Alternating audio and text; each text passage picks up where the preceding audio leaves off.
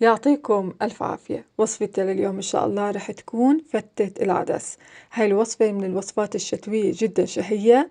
إن شاء الله اليوم رح أعملها على طريقتنا، بتمنى كثير إنها تعجبكم. تابعوها وتعالي نشوف طريقة العمل. أول خطوة هون رح أعملها، رح أحضر للخبز.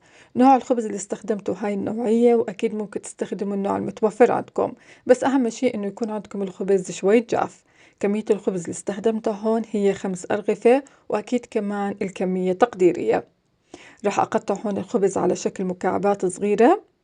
إذا ما حبيتوا تستخدموا السكين ممكن تقطعوا الخبز هون على إيدكم، بس حاولوا إنها تكون معكم القطعة صغيرة. قطعت هون كل كمية الخبز، بخليها على جنب بصحن، ورح أحضر هون للتتبيلة. رح نحتاج أقل من نص الكاس من زيت الزيتون، معلقة صغيرة من النعناع الناشف، ورح أحط هون أقل من نص معلقة صغيرة من الفلفل الحار. بقلبهم وبنزلهم هون فوق الخبز وبقلبه كثير منيح. طبعا هاي الخلطة بتعطي نكهة كثير طيبة للشوربة. هلا هون رح أنزل الخبز بالصينية. طبعا عندي هون الصينية مفروشة ورق زبدة. بوزع كل كمية الخبز على الصينية وبعديها بدخلها الفرن. بالنسبة للفرن رح يكون عنا على أعلى درجة حرارة. كل شوي كنت أقلب الخبز حتى ياخذ معي التحميرة اللي أنا بدي إياها. رح أحكي ملاحظة بالنسبة للخبز، إذا حبيتوا تقلوه أكيد ممكن، وإذا حبيتوا كمان تستخدموا القلاية الهوائية أكيد ممكن. إذا حبيتوا تقلوه ما تحطوا التتبيلة هاي، التتبيلة هاي بس للشوي. الخطوة اللي بعديه هون رح نحضر للشوربة. رح نحتاج كمية من الزيت النباتي، حبة كبيرة من البصل قطعتها مكعبات ناعمة، بقلبهم كثير منيح. وبعديه هون رح أنزل الخضار. في البداية رح أنزل الجزر، تقريبا هون أنا استخدمت حبتين حجم وسط من الجزر. بقلبهم وبرجع هون بنزل البطاطا. كمية البطاطا هون كمان استخدمت حبتين حجم وسط. طريقة التقطيع مش مشكلة، لأنه في الأخير البطاطا والجزر كلياته رح ينهرس. رح أحط هون أقل من نص كاس من المي. طبعا المي اللي استخدمته هون هي المي السخنة، حتى تستوي عند الخضار تقريبا هون ربع الاستواء. الخطوة اللي بعدين هون رح أحضر للعدس. استخدمت هون كاستين من العدس المجروش، وأكيد الكمية هي كمية تقديرية. بغسل العدس كثير منيح، بعديها بصفيه من المي وبنزله فوق الخضار. بقلبهم ورح أنزل هون مرق الدجاج. تقريبا استخدمت هون معلقتين كبار بودرة مرق الدجاج، بتعطي نكهة كمان هون كثير طيبة. بقلبهم وبعديه هون رح أنزل المي.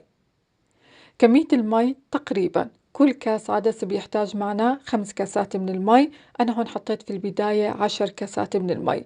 ممكن تزيدوا كمية المي كاسة أو كاستين حسب القوام اللي انتو بدكم إياه.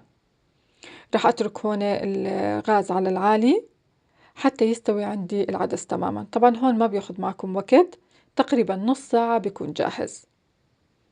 هيك عندي طبعا العدس بعد ما غلي معي.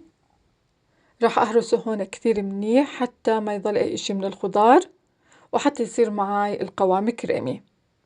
ما شاء الله ريحة العدس بجد جدا شهية. هيك عندي القوام ممتاز. هلا هون رح أرجع الطنجرة على الغاز ورح أنزل البهارات. رح نحتاج هون نص معلقة صغيرة من الكركم. رح أحط هون معلقة صغيرة من الكمون، ممكن تحطوا حد معلقة كبيرة. ورح أحط هون ربع معلقة صغيرة من الفلفل الأسود. بقلبهم مع بعض. وأكيد هون ما تنسوا الملح.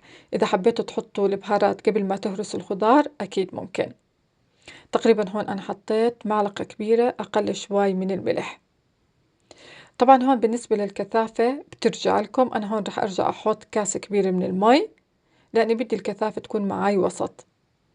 وآخر إشي طبعا هون رح أحط نص كاس من عصير الليمون، بالإضافة إلى أقل من نص كاس من زيت الزيتون.